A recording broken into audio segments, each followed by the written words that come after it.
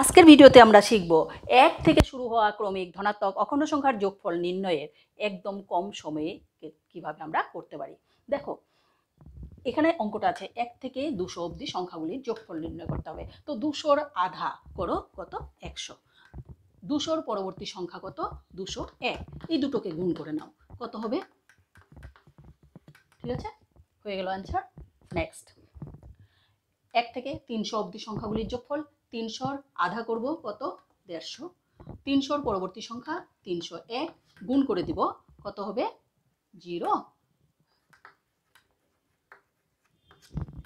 Next, 1 থেকে 400 অবধি সংখ্যার যোগফল। তো 400-র আধা কত? 200। 400-র পরবর্তী সংখ্যা 401, গুণ করব। তো দেখো কত সহজেই আমরা অঙ্কগুলি করে নিতে পারি।